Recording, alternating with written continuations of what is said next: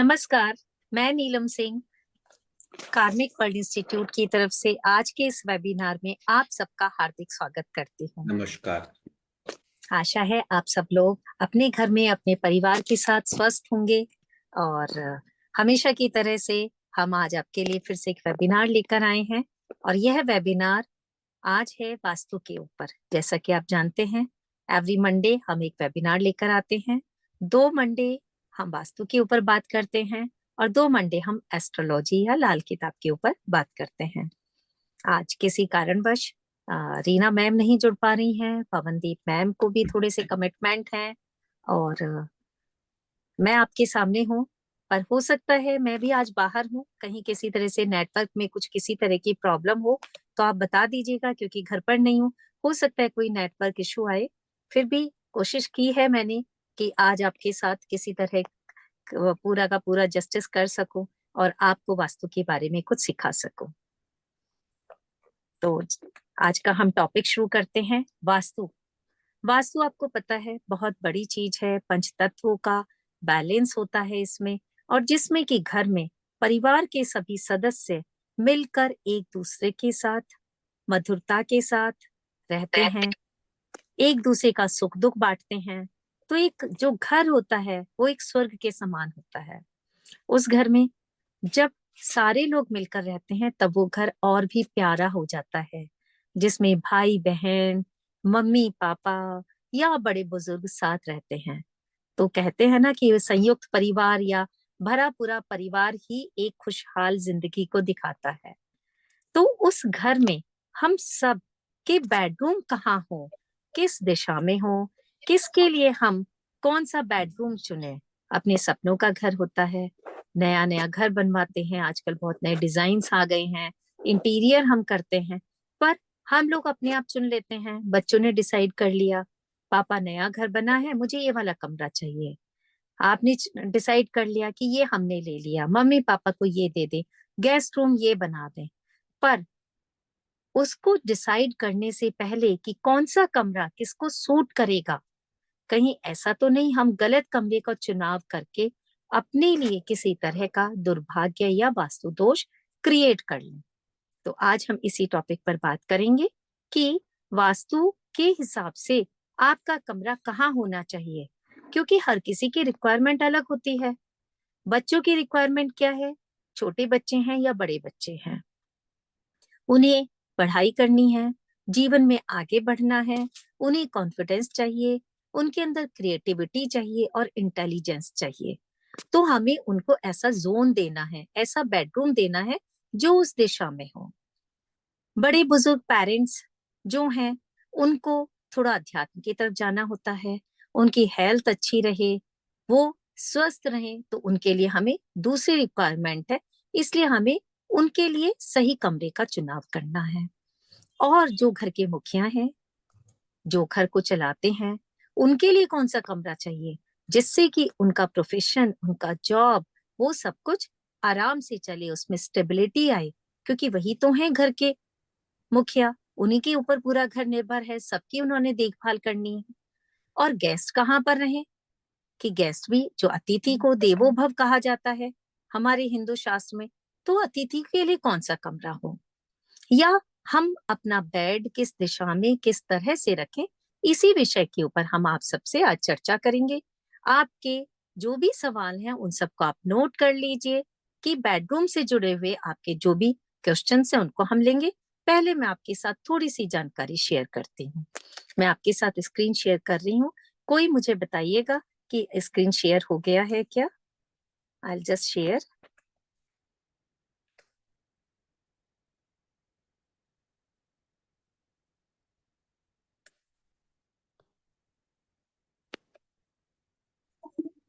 Yes ma'am, हो रहा है।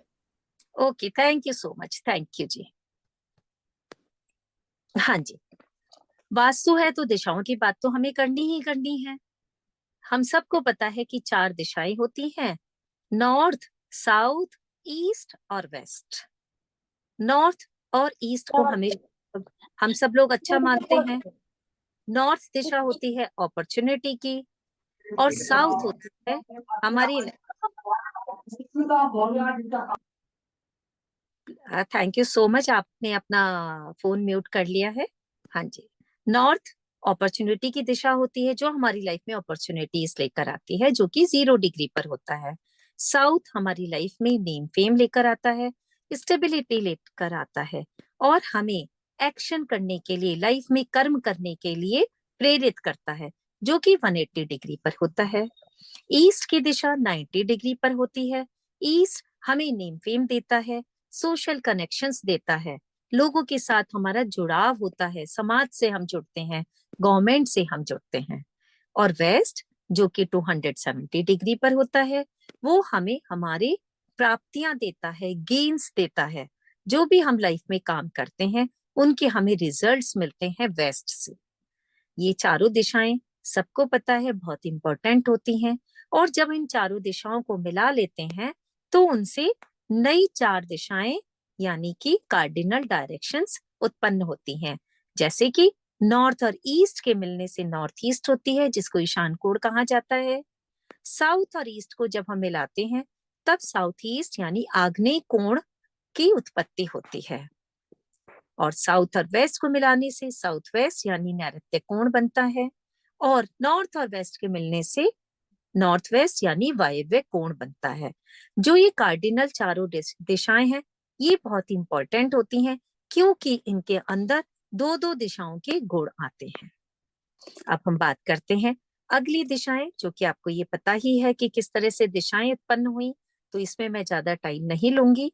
अब बात करते हैं इन 8 दिशाओं के बाद अब और कौन सी दिशाएं बन जाती हैं, क्योंकि हम इनको और ज्यादा स्पेसिफिक होने के लिए, एक्यूरेट होने के लिए, इन 8 दिशाओं को 16 डायरेक्शंस में फिर से डिवाइड कर देते हैं। तो जब इन 16 डायरेक्शंस को डिवाइड करते हैं, 8 डायरेक्शंस को डिवाइड करते हैं, तो 16 डायरेक्शंस पैदा होती हैं। जैसे कि आपको दिखाई दे रहा है कि ये नॉर्थ डायरेक्शन है और ये नॉर्थ ईस्ट है। जब नॉर्थ ईस्ट के बीच में और नॉर्थ के बीच में जब हम इसको डिवीजन करते हैं, तो उत्पन्न होती है नॉर्थ नॉर्थ ईस्ट डायरेक्शन। इसी तरह से नॉर्थ ईस्ट और ईस्ट के बीच में होती है ईस्ट नॉर्थ ईस्ट डायरेक्शन। अब बात करते हैं ईस्ट और साउथ ईस्ट के, यहाँ पर उत्पन्न होती है ईस्ट साउथ ईस्ट डायरेक्शन। जिसके बाद साउथ साउथ ईस्ट डायरेक्शन, जो कि साउथ और साउथ ईस्ट के मिलने से बनती है। अब साउथ से जब हम वेस्ट की तरफ चलते हैं, तो साउथ वेस्ट और साउथ के मिलन से बनती है SSW, साउथ साउथ वेस्ट दिशा। साउथ वेस्ट से हम जब और वेस्ट की तरफ चलेंगे, तो साउथ और वेस्ट दोनों के मिलने से बनती है वेस्ट साउथ वेस्ट दिशा। इसी तरह से जब हम और आगे बढ़ते हैं नॉर्थ वेस्ट की तरफ, तो मिलती है वेस्ट नॉर्थ वेस्ट दिशा, और बाद में नॉर्थ वेस्ट और नॉर्थ से मिलकर बनती है नॉर्थ नॉर्थ वेस्ट दिशाएं। तो आपने देखा कि हम अपने घर को जब एंगुलर डिवीजन से डिवाइड करते हैं, ब्रह्म स्थान से, तो इस तरह से 16 दिशाएं बनती हैं, और जो कि हमें एक्यूरेट और स्पेसिफिक रिजल्ट्स देती हैं कि हम किस दिशा में हैं और उसके असर हमको क्या मिल रहे हैं। आप सबको पता है नॉर्थ अपॉर्चुनिटीज की डायरेक्शन है। अब यहाँ पर बेडरूम होगा, प्लीज आप ना म्यूट कर लीजिए, थैंक यू सो मच।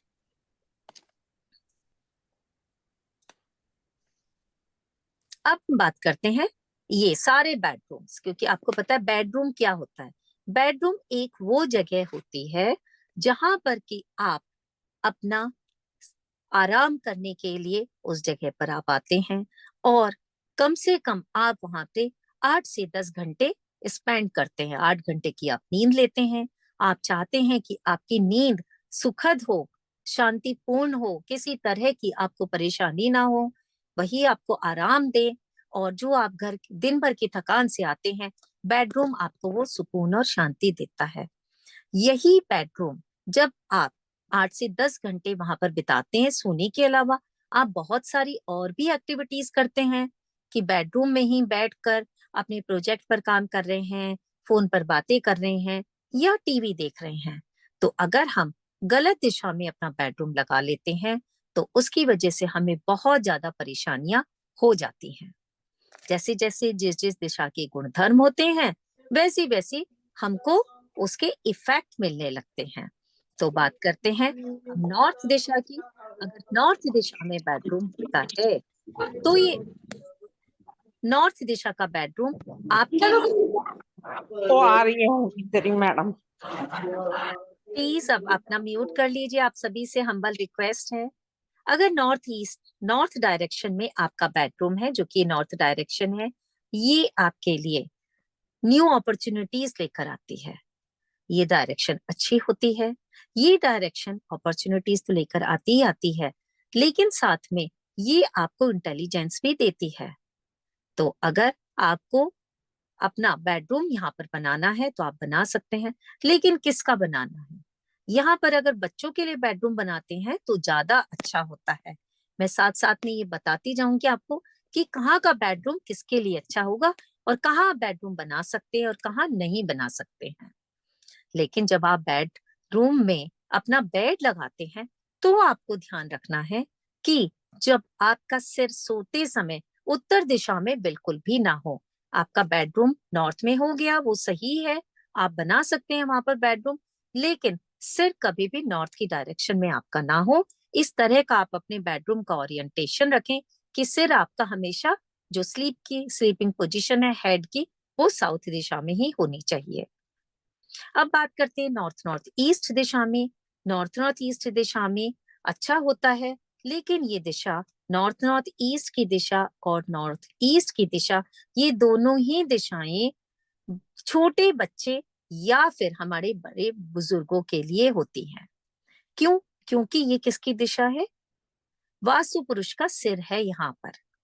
और वास्तु पुरुष का सिर होना मीन्स ये हमारे गुरु का स्थान होता है, जुपिटर का स्थान होता है।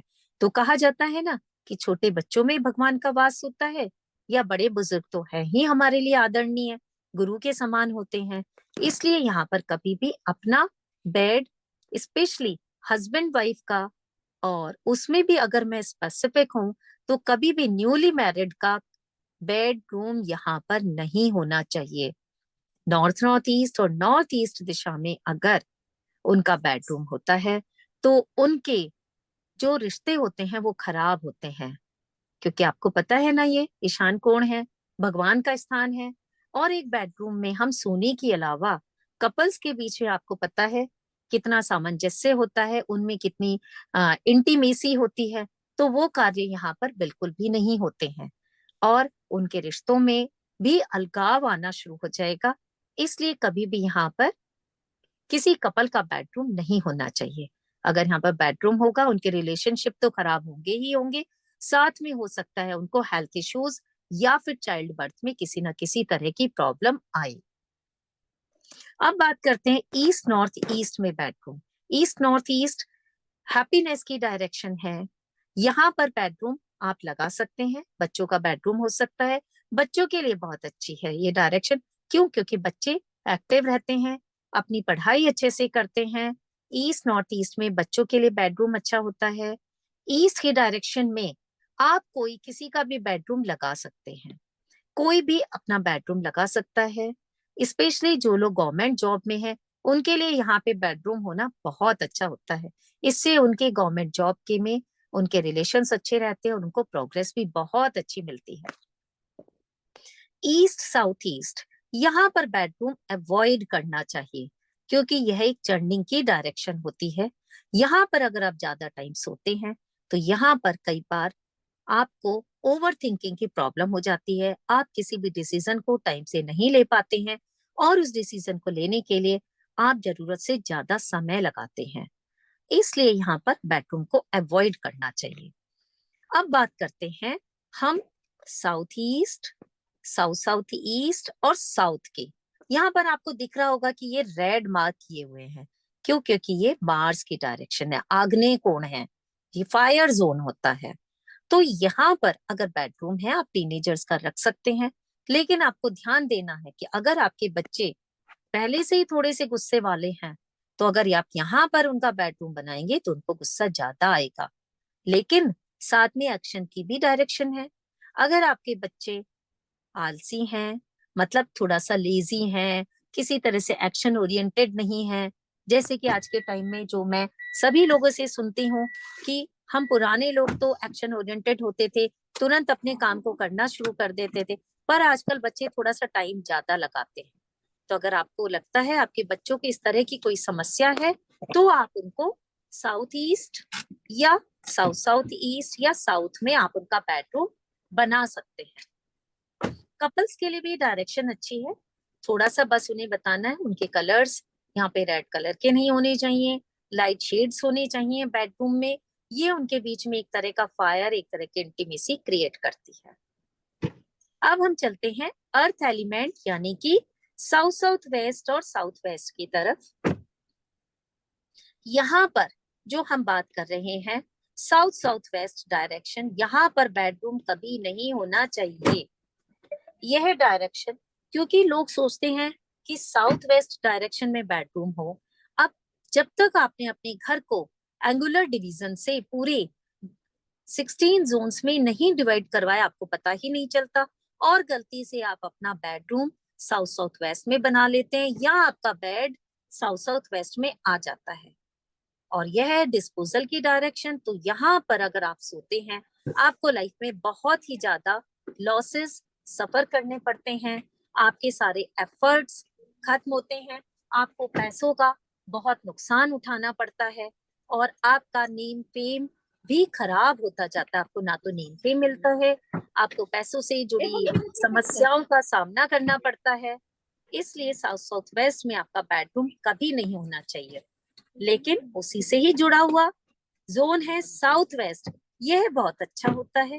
साउथ वेस्ट का बेडरूम, साउथ वेस्ट का बेडरूम हमें लाइफ में स्टेबिलिटी लेकर आता है, नेम फेम लेकर आता है, हमारे कैरियर में, हमारी चीजों में, सभी में एक स्टेबिलिटी आती है, और हम घर के हेड होकर अपनी लाइफ को बहुत अच्छे से लीड कर पाते हैं। यहाँ पर बेडरूम अच्छा है। वेस्ट साउथ वेस्ट आता है नेक्स्ट जोन, यहाँ पर भी बेडरूम बना सकते हैं, क्योंकि यह स्टोरेज की और नॉलेज की डायरेक्शन है। तो यहाँ पर आप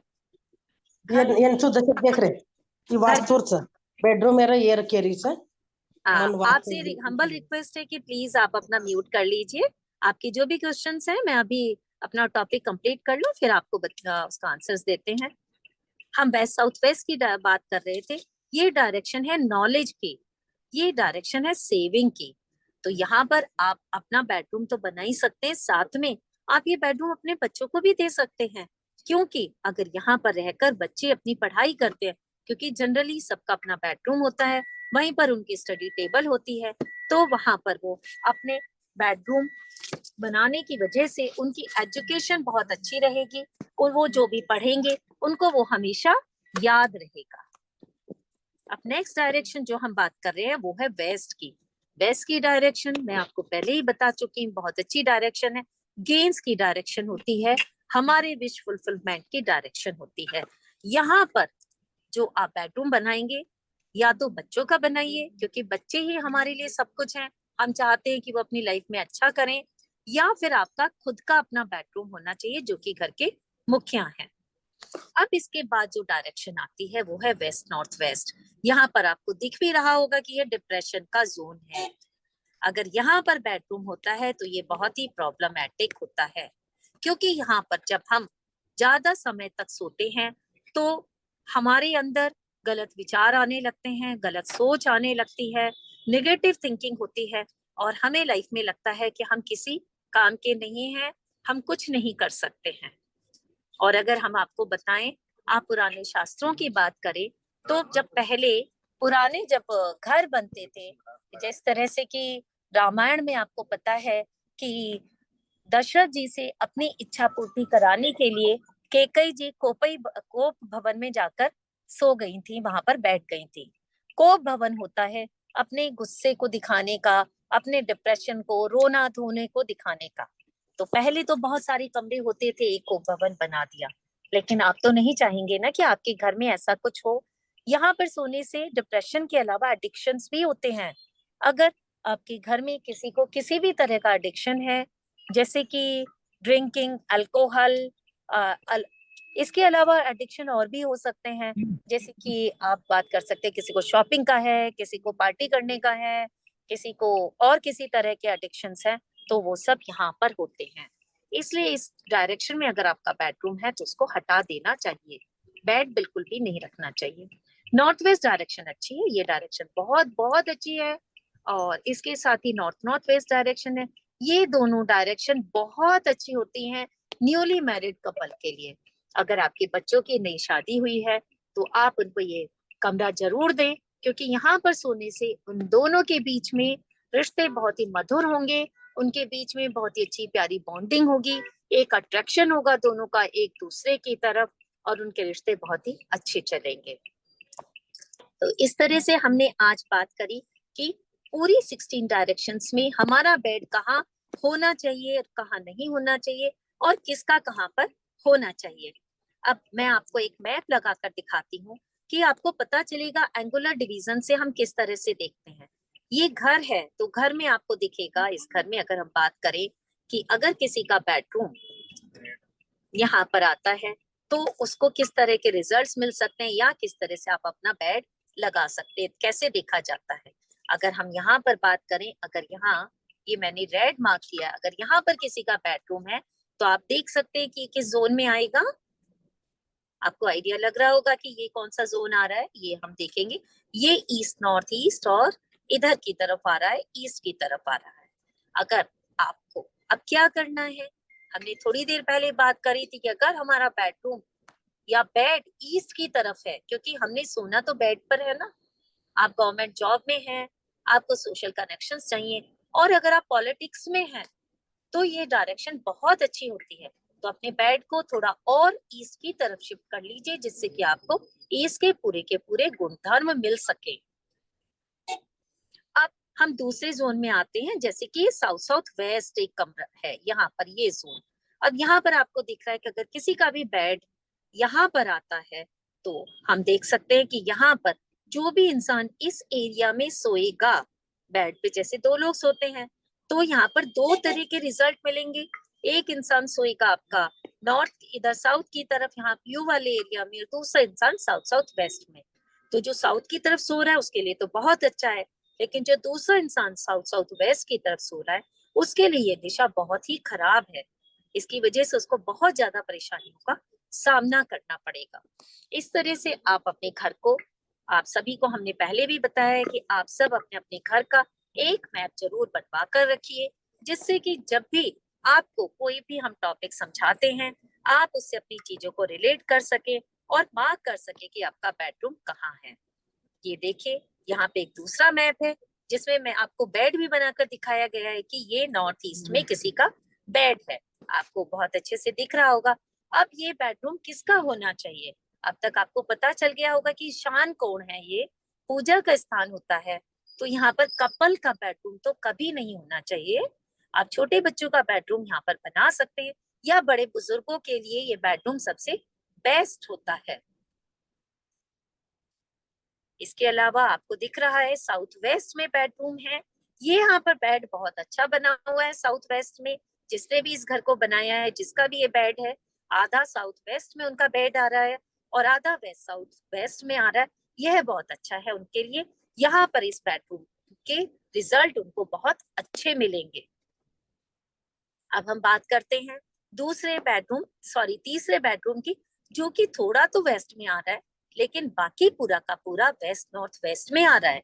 पिलो से भी आपको आइडिया लग रहा होगा कि सिर उनका कहाँ है, वेस्ट नॉर्थ वेस्ट में ही आ रहा है। जो भी दो लोग सोएंगे तो इससे आपको खुद पता चल गया कि आधा बेडरूम वेस्ट में होते हुए भी जो भी इस रूम में सोता होगा उसको अच्छे रिजल्ट बिल्कुल नहीं मिलेंगे, क्योंकि ये डिप्रेशन का जोन है, एडिक्शन का जोन है। तो अगर आपके घर में भी इसी तरह का कुछ ओरिएंटेशन है या अरेंजमेंट है तो आप इस बेड को शिफ्ट कीजिए। और देखने से अब आपको पता चल रहा है कि बेड को कैसे शिफ्ट करना है। वेस्ट नॉर्थ वेस्ट से आप इसे नीचे की तरफ थोड़ा सा शिफ्ट कर दीजिए, जो आपको बहुत अच्छे रिजल्ट मिलने लगेंगे। इसको देखिए, यहाँ पर बेड है, अगर हम इसी बेड को शिफ्ट करके, जो मैं येलो से मार्क कर रही हूँ, अगर यहाँ पे हमने बेड ले आए तो ये बहुत ही अच्छे जोन वेस्ट जोन में सोएंगे, यहाँ पर उनको बहुत अच्छे रिजल्ट मिलेंगे। तो इस तरह से जब हमारे पास प्रॉपर ग्रिडिंग होती है, एक्यूरेट मैप होता है, तो हम थोड़ा सा शिफ्टिंग करके अपनी लाइफ में आने वाली प्रॉब्लम्स को हटा देते हैं, दूर कर देते हैं और बेस्ट से बेस्ट रिजल्ट्स को हम अपनी लाइफ में अट्रैक्ट कर लेते हैं। तो इस तरह से आज हमने बात करी बेडरूम्स की, जो कि हमारे लिए बहुत एक इम्पोर्टेंट जगह होती है घर में। अब हम बात करते हैं अपने कोर्स की। आपको पता है एवरी मंथ हम लोग बेसिक वास्तु का कोर्स लेकर आते हैं और आप सबको हम मोटिवेट करते हैं कि घर में सभी को बेसिक वास्तु का कोर्स जरूर करना चाहिए, क्योंकि हमारी घर की हर छोटी से छोटी परेशानी को ये बढ़ा सकता है या बड़ी से बड़ी परेशानी को कम कर सकता है। इसलिए 10 दिन का कोर्स होता है जिसमें आपको हर तरह की चीज सिखाई जाएगी, जैसे कि 8 और 16 डायरेक्शंस पूरी, उनके सारे एट्रीब्यूट्स, किस तरह से उनके क्या कौन सा कलर होना चाहिए और कौन सा नहीं होना चाहिए, इसके अलावा और क्या क्या वहां पर हो सकता है। पांचों तत्व 5 एलिमेंट्स, उनको हम किस तरह से बैलेंस करें, क्योंकि उनको बैलेंस करना भी जरूरी है। साइकिल्स किस तरह से होते हैं, मार्ग स्थान क्या होते हैं और मैपिंग कैसे करते हैं। कई बार आप लोगों को मैपिंग नहीं करनी आती है तो मैप बनाना हम सिखाते हैं। और जो आज मैंने शक्ति चक्रा के अकॉर्डिंग आपको प्रॉपर ग्रिडिंग के द्वारा बेड्स दिखाए, बेडरूम सिखाए, वो हम चक्रा प्लेसमेंट के द्वारा सीखते हैं। साथ में घर की एंट्रेंसेस ऑस्पिशियस होती हैं या डेडली होती हैं, मीन्स बहुत बेकार, जो हमारे लिए दुर्भाग्य लेकर आती हैं, उसके बारे में हम सिखाते हैं। पूरे रूल सिखाते हैं कि एक स्टेप क्या होता है कि हम किसी भी वास्तु दोष को किस तरह से देखते हैं, उनकी रेमेडीज को देखते हैं।